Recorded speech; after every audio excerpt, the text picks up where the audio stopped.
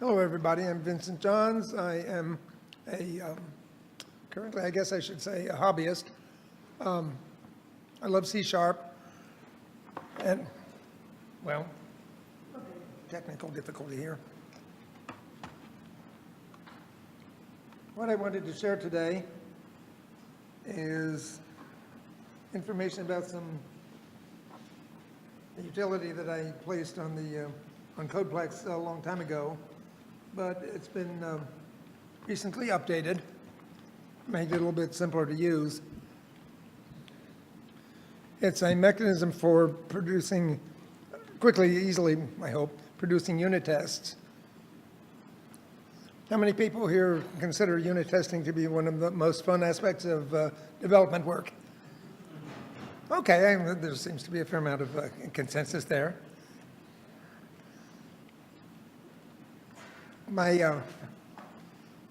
One problem that people might encounter is you're handed a library and you're given the happy task of producing unit tests that nobody has ever produced before for any of the members of the library.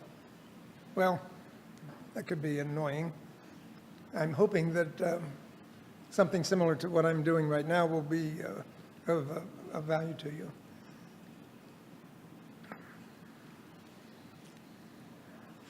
What I'm going to do,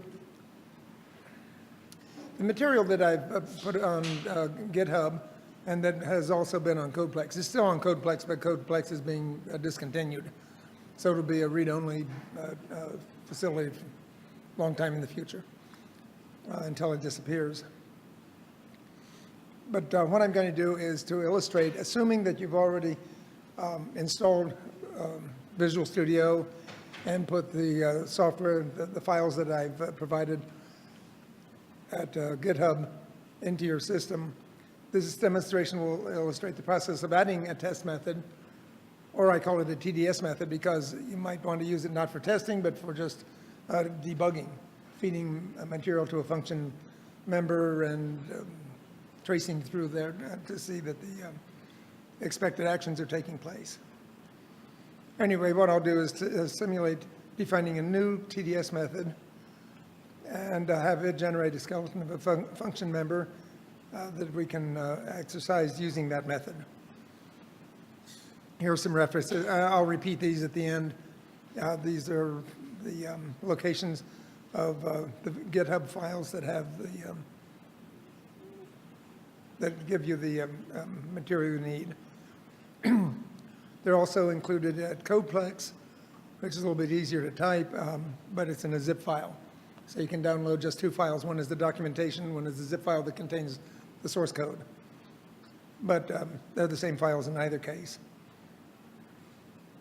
And finally, I list the address of the user's guide in case that's the only, you want to look at the user's guide before you decide whether you want to use any of it or not. Now, in the user's guide, the instructions call for downloading the files from the CodePlex location. And probably, especially if a change is made to the GitHub, you'll probably want to download it from GitHub. Either version will work, but any future updates will be on GitHub. Also, I'm using Visual Studio Community 2017. And one reason I like it is it's recent and it's free of charge. I like that price. That's a good price for a hobbyist. Okay, what I'm going to do on this demonstration is to start assuming that we've already installed it, configured the Visual Studio and so forth. And then we will call a method in working code that doesn't exist. We'll have Visual Studio create the method and then link them together and run them. And that's about all we have time for. The user's guide has plenty of additional examples, including, for example, using the TDS methods in conjunction with a unit test system such as NUnit. Who here has ever used NUnit? Oh, okay. And what about Visual Studio Test? Oh, okay. How many people here have used Visual Studio? Okay. Anyway, I've tested this with in-unit and with Visual Studio Test, and it also has its own built-in testing system, which you will see here. In the example that you will see, the project that we have, in fact, I'll show you this looks like. We have, in the Solution Explorer, we have two projects, a console app, which represents the working code that you will be invoking using TDS, and also one which has the name TDS. By the way, if you already have something in your system that's called TDS, that could involve a little bit of extra work. You might want to go through my files and change that to something different so that there wouldn't be a conflict. But I'm assuming that TDS is acceptable. At any rate, I'm afraid that's all you're getting today. I use TDS for all my projects.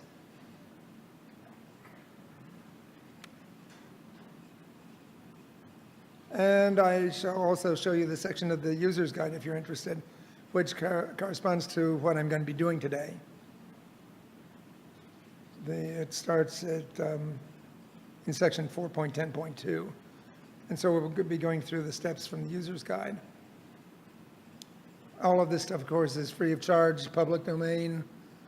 Well, the source code is all public domain. The document is not exactly public domain. I did copyright it, but you can do anything with it that you want except claim that you wrote it yourself.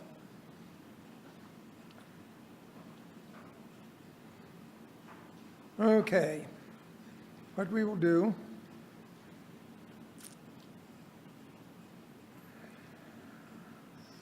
I'll navigate, oops, sorry.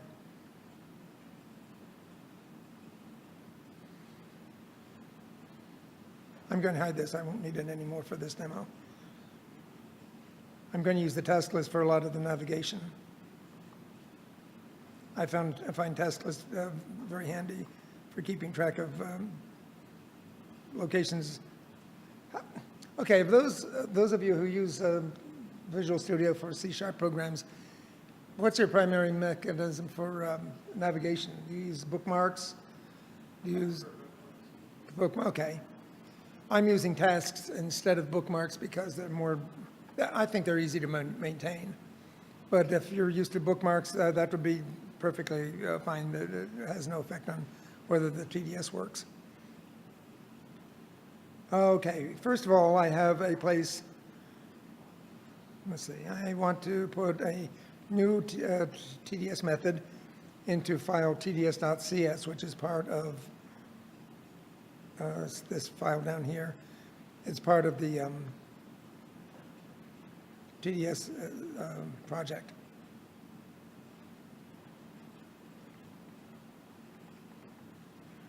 And so I go to the new TDS methods may be placed here in TDS. Here it is. I'm going to create a TDS function, TDS method, and I'm going to call the new method that I'm going to test ABCDE. Just a nice random name. Okay, the test TDS method is defined. Now I have some bookmarks defined in it.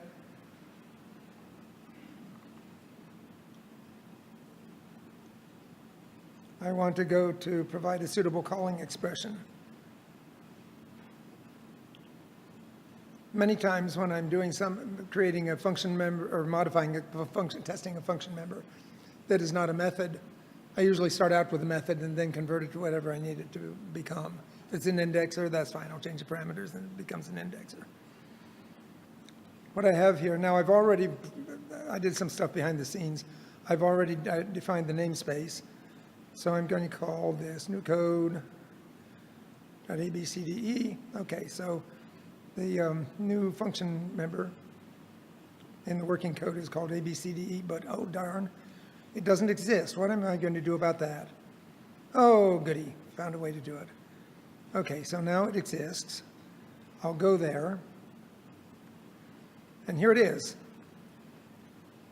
Ta-da.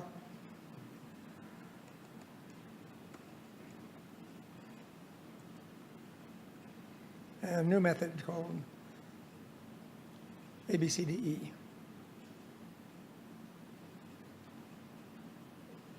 Okay, I've done that. No, hey, come on, back. Now, this may be a little bit inelegant, but there I have a string called test methods to be run. I used to have a list of procedure names, but it turned out to be, that made it incompatible with Microsoft Visual Studio Test, which doesn't allow me to use, well, it requires instance methods for for all its test methods. So, okay, I had to redesign it. But anyway, test methods to be run. I have some listed here. I'm going to comment out several that exist and add A, B, C, D, E test.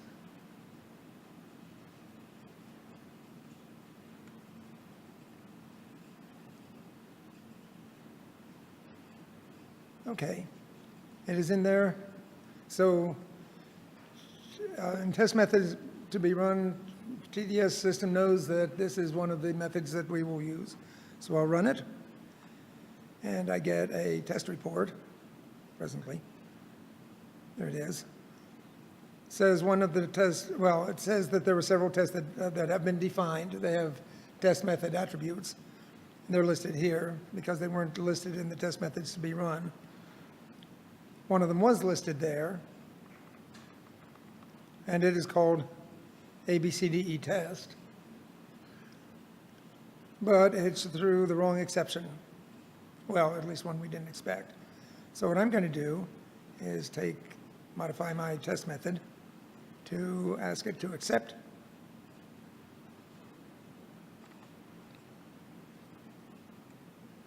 this name.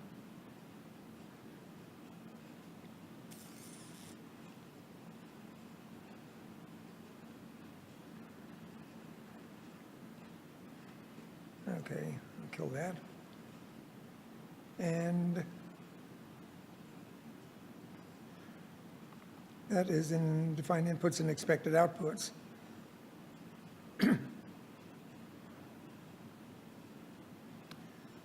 And down here we have an expected exception, which is going to be the method or operation is not implemented. Now I rerun it, and what I get is, inconclusive. The default status for a TDS test is inconclusive because I want to keep it that way until I know that I'm ready to say, okay, I've tested everything I want to in the new function member. So right now it's inconclusive, but let's say this is all I wanted to do. I wanted to make sure that it would raise the exception that I listed here. And so I go to my list of tasks. It looks as, oh, look at that. There's one that says remove the assert inconclusive exception. So I'll do that. Now I'll rerun it. And the result is 2 methods passed. Now the reason that there are 2 instead of 1 of them is the one that I just defined, and that's sitting in the tds.cs file. The other one is one called all methods are to be run because I have a filtering mechanism in place and didn't want it to be possible to leave an invisible filter in place that would bypass certain tests, giving the false impression that everything passed when it really didn't. So that method that always runs will pass only if there is no such filter in place. Once again, there may be more elegant ways of doing it, but for me it's been working, and I have not gotten any feedback saying it doesn't work. So I did that, okay. And that concludes the demo of that method. Are there any questions? Oh, okay. All of the files that were used, well, I didn't use all the files that are on the GitHub.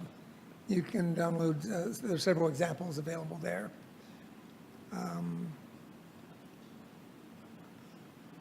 For me, it's easier to go to Codeplex and download the zip file and then unpack it. But on GitHub, it's possible to open one of the files, like a CS file, display it in raw form, copy all the text from there, and then plug it into a similarly named file on your own system. Once again, there may be a better way to do that, but at least it works. And I didn't want to spend time worrying about that. User's guide is kind of massive, but I put a lot of navigational aids into it to allow you to skip past parts that you're not interested in. And my email is listed there at the bottom. If anybody has any feedback, I'd be interested, but please put TDS in the subject line so it doesn't get lost among the spam.